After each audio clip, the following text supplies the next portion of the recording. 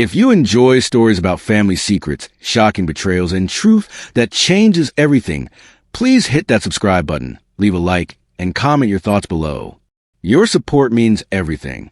I'm 56 years old, and I thought I knew my family. 28 years of marriage, 2 successful children, a lake house we'd owned for 15 years where we spent every summer together. But last Friday, I arrived at that lake house 6 hours early and walked into a scene that destroyed everything I believed about the people I love most. My name is Daniel Morrison. I'm a financial consultant in Boston. My wife Elena is a high school teacher. Our son Marcus is 30, works in real estate. Our daughter Lily is 27, a graphic designer. We're the perfect American family. Or at least, that's what I thought. Every year for the past 15 years, we spent the 4th of July weekend at our lake house in New Hampshire. It's tradition, sacred, the one time we all disconnect from work and just be family. This year, I was supposed to arrive Friday evening, but my afternoon meeting got canceled, so I decided to surprise everyone. Show up early, maybe help Elena with dinner prep. I drove up Friday afternoon, arriving at 4 instead of 10. The lake house sits on 3 acres of private property. Trees everywhere. You can't see the house from the road. I pulled into gravel driveway and immediately noticed Marcus's car was already there. He wasn't supposed to arrive until Saturday morning. The front door was unlocked. I walked in quietly, planning to surprise them. Then I heard voices from the living room. Elena's voice choked with tears. Marcus's voice loud and celebratory. "This is what we've waited for," Marcus said. Finally, after all these years, I heard the pop of a champagne cork. Glasses clinking. "I can't believe we're actually doing this," Elena said, still crying. "It feels wrong." "It's not wrong. It's overdue. This is our moment, Mom. Our freedom, Mom." He called her Mom, but the way he said it, the intimacy in his tone, made my stomach turn. I stood frozen in the hallway, listening. "What about your father?" Elena asked. "What about him? He's been in the way for years." "You know that. We both know that." My hands started shaking. What were they talking about? In the way of what? I should have announced myself. Should have walked in and asked what was happening. But something stopped me. "When does he get here?" Marcus asked. "Not until 10 tonight. We have time." "Good. Let's enjoy this moment. We've earned it." More champagne pouring. I heard my wife, my Elena, laugh through her tears. A sound I'd never heard before.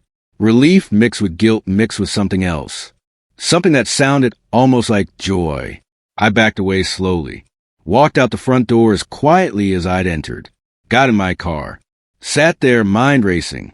What I just heard. My wife and son celebrating something. Something that involved me being in the way. Something that required my absence. Freedom, Marcus had said. Their freedom. From me? I drove to a coffee shop in town. Ordered coffee I didn't drink. Tried to make sense of what I'd overheard. There had to be an explanation. A reasonable explanation that didn't involve betrayal. But the more I thought about it, the more pieces started falling into place. Small things I'd ignored or dismissed over the years. The way Elena and Marcus had inside jokes I wasn't part of. The way they'd sometimes stop talking when I entered a room. Business trips Marcus took that seemed to coincide with Elena's girls' weekends. I'd always thought they were just close. Mother and son. Special bond. But now, sitting in this coffee shop, those memories took on a darker meaning. My phone buzzed. Text from Elena. "Hey honey, can't wait to see you tonight. Drive safe." I stared at that message.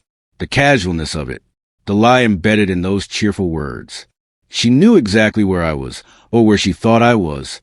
Still in Boston. Still hours away. Still safely out of the picture, while she and Marcus celebrated. "What?" I texted back. "Running late. Might not get there until midnight. Don't wait up." Her response came immediately. "No problem. Take your time. Love you. Take your time." Because they needed more time. More time for whatever they were doing.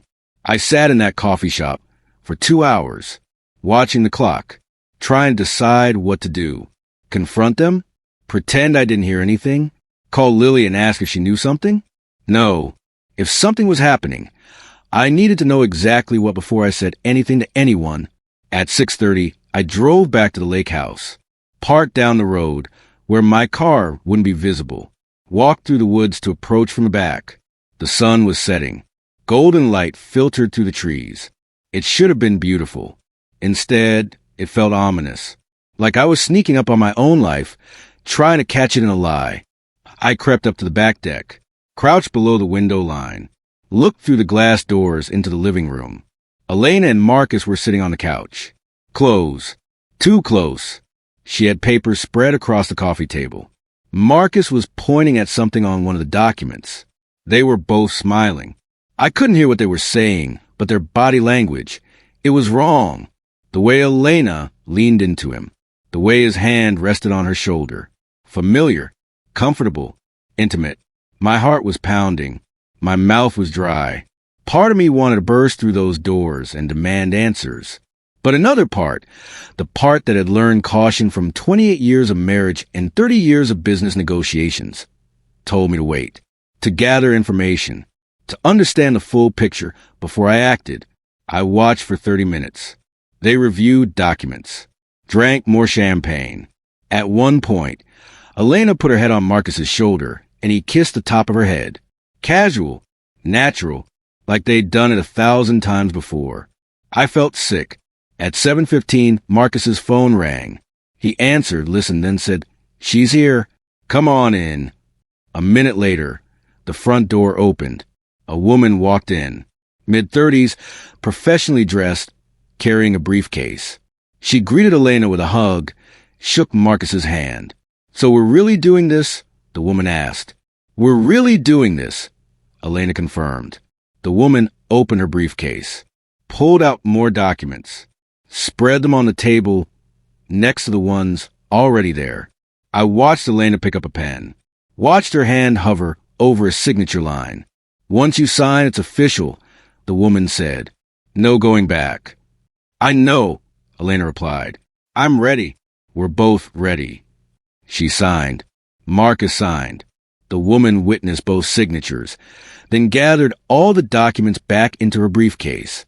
"Congratulations," the woman said. "I'll file these Monday morning. You'll have what you wanted by end of business Tuesday." What they wanted by Tuesday, while I was still supposed to be here at the lake house, clueless and happy, celebrating the 4th of July with my family. The woman left. Elena and Marcus hugged. A long, tight embrace that made my chest ache. Then Marcus poured more champagne. "To new beginnings," he said, raising his glass. "To freedom," Elena added. They toasted, drank, smiled at each other like conspirators who just pulled off the perfect crime. I couldn't watch anymore. I backed away from the window, walked through the woods to my car, sat in the darkness, trying to process what I'd seen. Documents, signatures, a witness. This was legal, official. Whatever they were doing, it was legitimate enough to require lawyers and paperwork. Divorce papers? Were Elena and Marcus somehow involved? Was she leaving me for our son?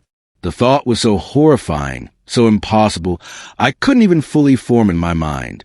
But if not that, then what? What legal transaction required celebration, champagne, and secrecy for me? I drove back to Boston, got home around 11. The house was empty, dark. I sat in my study, lights off, and tried to think logically. Elena had signed something that would be official by Tuesday, something that gave her and Marcus freedom and new beginnings, something I was apparently in the way of. I opened my laptop, checked our joint bank accounts. Nothing unusual. Checked credit cards, normal purchases. Checked our investment accounts, all normal. Then I checked the deed to the lake house. Elena and I owned it jointly, had since we bought it 15 years ago. I pulled up the property records online. Nothing had changed, still registered to both of us. I checked our other properties, the Boston house, the small condo we owned in Florida, all still jointly owned. Nothing transferred, nothing sold. So if it wasn't about property, what was it? I checked Elena's credit report. Nothing unusual. No new accounts. No new loans. No red flags. I was missing something. Something obvious. But exhaustion and shock were clouding my thinking. I went to bed but didn't sleep. Just stared at the ceiling, replaying everything I'd heard and seen. Every word, every gesture, every smile between my wife and son that now felt sinister instead of sweet. Saturday morning, my phone rang at 8. Elena, good morning, honey. Where are you? I thought you were coming up last night. Her voice was cheerful, normal, like nothing had happened. Something came up. I said, work emergency. I'm still in Boston. A pause. Then, oh no, when will you be able to come up? Maybe this afternoon. Maybe tonight. I'm not sure yet. You guys go ahead and enjoy the day. I'll get there when I can. Are you okay? You sound strange. Just tired. Long night. Okay. Well, we'll miss you. Lily just got here. We're gonna take the boat out. Call when you're on your way. She hung up. I sat there, phone in hand, thinking about that conversation. She'd sounded genuinely disappointed, genuinely concerned. Either she was an incredible actress, or I completely misunderstood what I'd heard yesterday. But I hadn't misunderstood the champagne, the signatures, the celebration. That was real. I needed help. Someone I could trust. Someone who could look at this objectively. I called my brother Keith.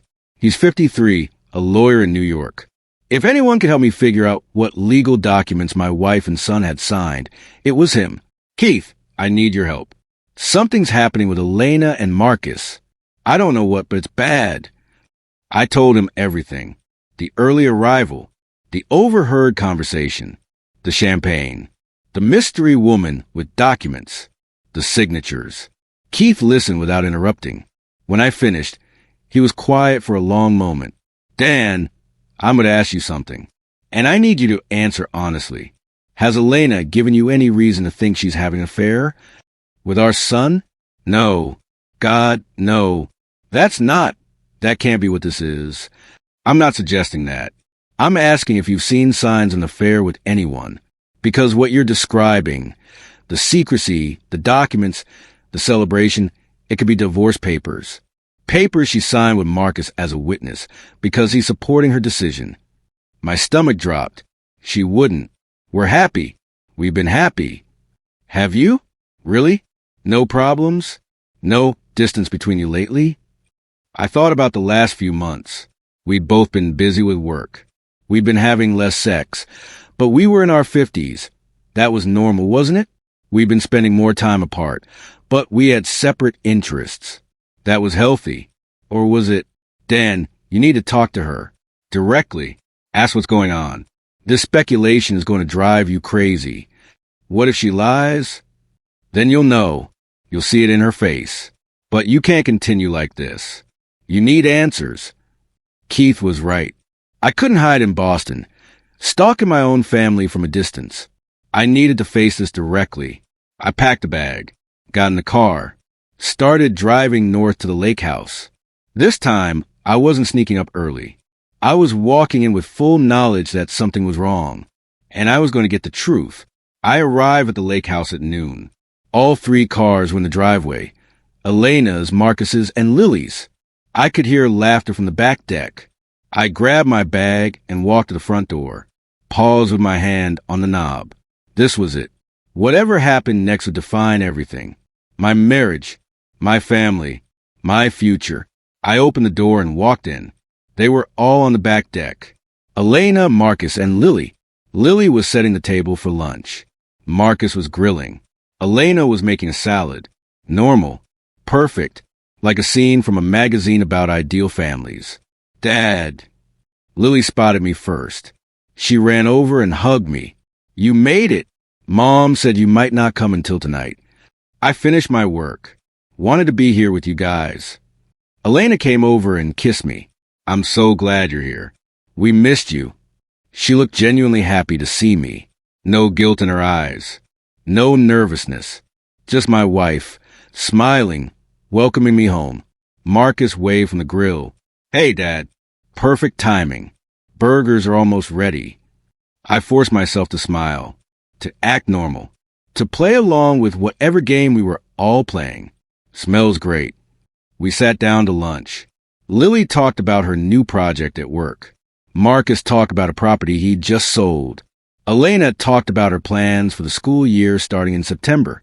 Everything was pleasant, easy, comfortable, and completely fake. I watched Marcus and Elena throughout the meal, looking for signs, meaningful glances, secret smiles, anything that confirmed what I'd heard and seen yesterday. But there was nothing. They interacted like they always had, warm but appropriate. Mother and son, nothing more. Was I losing my mind? Had I imagined the intimacy I'd seen through the window? Had I misinterpreted their words, their celebration? After lunch, Lily suggested we take the boat out. Marcus agreed enthusiastically. Elena said she was tired and wanted to rest. I said I'd stay with her. Lily and Marcus headed down to the dock. Elena and I were alone in the house. This was my chance. Time to ask. Time to know. We sat on the couch. The same couch where yesterday she'd sat with Marcus, reviewing documents, celebrating secrets. Elena, I need to ask you something. She looked at me, curious. Sure.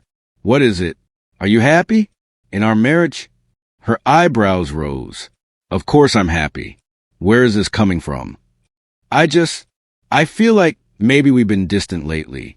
Like maybe something's changed. She reached over and took my hand. Daniel, we're fine. We're busy, yes, but we're solid. We've always been solid. No secrets? Nothing you need to tell me. Her expression shifted slightly. A flicker of something in her eyes. Uncertainty? Guilt? Fear? What kind of secrets? She asked carefully. Any kind. Anything you're hiding from me. She pulled her hand back, stood up, walked to the window. Her back was to me. Why are you asking me this? Did something happen? Answer the question. Elena, are you hiding something from me? She turned around. Her eyes were wet, tears forming but not falling yet. Yes, she said quietly.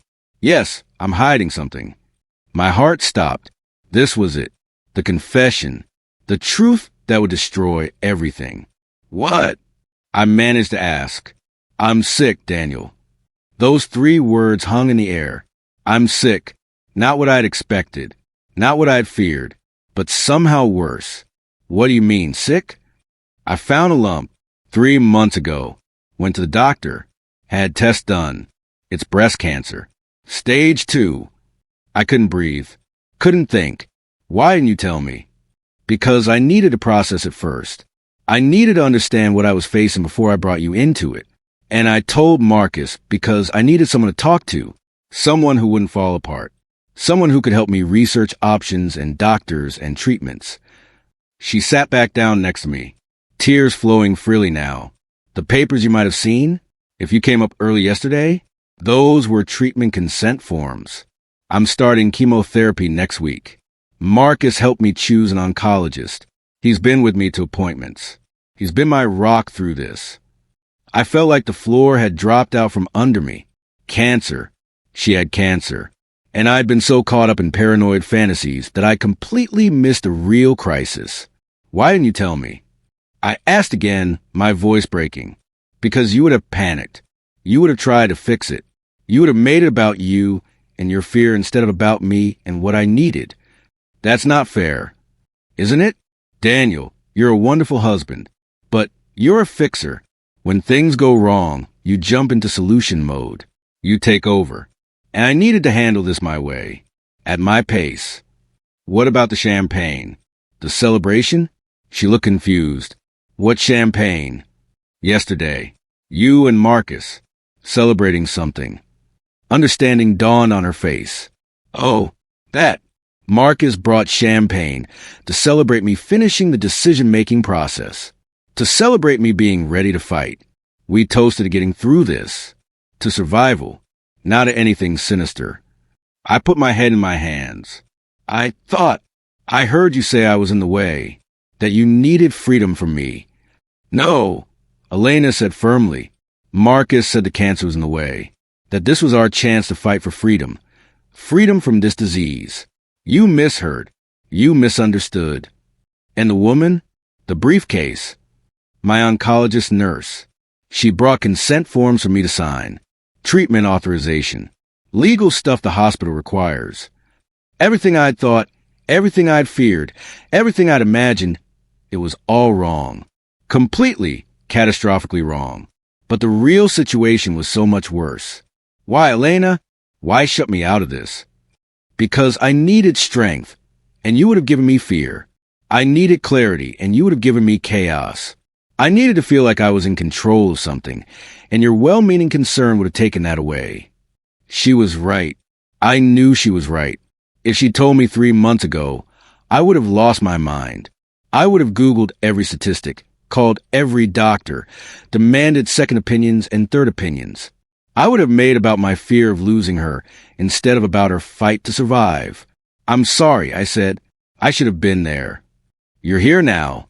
That's what matters. What about Lily? Does she know? I told her this morning. That's why she wanted to take Marcus on the boat. To give us time to talk. She knew I was going to tell you today. So this whole weekend, it was planned. You were going to tell me. Yes, I wanted one last normal holiday before everything changes. Before the chemo starts and I lose my hair and get sick and weak. I wanted one more 4th of July, where we were just us, just family. I pulled her into my arms, held her tight. We'll get through this. Together, I promise. I know, but Daniel, I need you to understand, this is my fight. My body, my choice. You can support me, but you can't control this. You can't fix it. You can only be here. I'll be here, whatever you need. We sat like that for a long time, holding each other, crying together, processing together. When Marcus and Lily came back from the boat, we all sat together. Elena told the whole story, the diagnosis, the treatment plan, the timeline. Marcus explained how he'd been helping her. I'm sorry I kept it from you, Dad, Marcus said, but Mom asked me to, and I had to respect her wishes. I understand. I'm grateful you were there for her. Lily was crying. We'll all be there for you, Mom. Whatever you need. I need you all to live normally. To not treat me like I'm dying. To not tiptoe around me or smother me with concern. I need you to trust that I'm strong enough for this. We spent the rest of the weekend talking, making plans. Elena explained her treatment schedule. 6 months of chemo, then surgery, then radiation. She'd already arranged for a substitute teacher at school, already set up a support system of friends who'd help with daily tasks. She'd thought of everything, done everything. Without me, it stung, but I understood. She needed control, and I'd been too controlling for too long. Monday, we all drove back to Boston together. Tuesday, Elena's treatment plan was officially filed with the hospital. The paperwork I'd seen her sign. The documents that had terrified me. Wednesday, she started chemotherapy. I sat with her, held her hand, watched the poison drip into her veins. Poison that would kill the cancer but also make her sick. Thank you for being here, she said. Always. The weeks that followed were brutal. Elena got sick, violently sick. She lost weight, lost energy, lost her beautiful hair. But she never lost her determination, never lost her fight. Marcus came by 3 times a week. Helped with shopping, cleaning, errands. He and Elena had inside jokes about chemo brain and cancer perks, like cutting lines at theme parks with her disability status. Lily visited every weekend, brought movies and books, sat with Elena when she was too weak to get out of bed. I learned to be present without being controlling, to support without smothering, to trust Elena's strength instead of trying to protect her from weakness. 3 months into treatment, Elena's scans showed the tumor shrinking. The chemo was working. We celebrated quietly. No champagne this time, because alcohol made her nauseous. Just the 4 of us, together, grateful. 6 months after that terrible weekend at the lake house, Elena finished chemotherapy. She was scheduled for surgery in 2 weeks. The doctors were optimistic. They believed they could remove all the cancer. We're going to beat this, Elena said the night before her surgery. I know, I replied. And I did know, because I'd watched her fight, watched her refuse to give up, watched her maintain dignity and humor even in her darkest moments. The surgery went well. They removed the tumor and some lymph nodes. Clear margins. No spread. 6 weeks of radiation followed. Easier than chemo, but still exhausting. Elena went every day. Never missed a session. Never complained. By Christmas, 8 months after her diagnosis, Elena was cancer-free, in remission, done with active treatment, just monitoring and checkups from here forward. We spent Christmas at home, just the 4 of us. Elena wore a wig, still waiting for her hair to grow back, but she was smiling, laughing, alive. This was the worst year of my life, she said at dinner, and also somehow one of the best. How can it be both? Lily asked, because I learned what matters. I learned who I can count on. I learned that I'm stronger than I thought. And I learned that family, real family, shows up even when it's hard. She looked at me, and I learned that my husband loves me enough to let me fight my own battles instead of fighting them for me. I'm still learning that part. I admit it. I know, but you're getting better. 6 months later, we went back to the lake house for 4th of July weekend. Exactly 1 year after the worst misunderstanding of my life. 1 year after I'd almost destroyed everything with paranoid suspicions. We all sat on the deck, watching fireworks over the lake. This time last year, Marcus said, we were terrified, hoping Mom would survive. Now look at us. Still here, Elena said, still fighting, still winning. Her hair had grown back, shorter than before, but thick and healthy. She'd gained back the weight she'd lost. She looked like herself again. Maybe even better than before, because now there was a light in her eyes that hadn't been there before. The light of someone who'd faced death and won. Dad, can I ask you something? Marcus said, that weekend last year, when you showed up late, were you already suspicious? Did you suspect something was wrong? I hesitated. We'd never talked about what really happened that Friday. About me arriving early. About me eavesdropping and jumping to terrible conclusions. Yes, I admitted, I came up early. I heard you and your mom talking. I misunderstood everything. I stopped, ashamed to admit what I'd thought. You thought we were having an affair, Marcus said flatly. Elena's eyes went wide. Daniel, no. I know it was crazy, but I heard fragments of conversation. I saw you celebrating. I saw intimacy I didn't understand. My mind went to the worst possible place. Marcus was quiet for a moment. Then he started laughing. An affair? With my mom? Dad, that's disgusting. I know. I realized that pretty quickly. But before I did, I was in a dark place, imagining all sorts of horrible things. Why didn't you just ask us? Lily wanted to know. Because I was afraid. Because I'd rather imagine the worst than hear confirmed. It wasn't rational. It was fear. Elena reached over and took my hand. I'm sorry I put you in that position. If I'd been honest from the start, you wouldn't have had to guess. No, you made the right choice. You needed to handle it your way. I get that now. I just wish I'd been less paranoid and more trusting. We all made mistakes, Marcus said. But we got through it. That's what matters.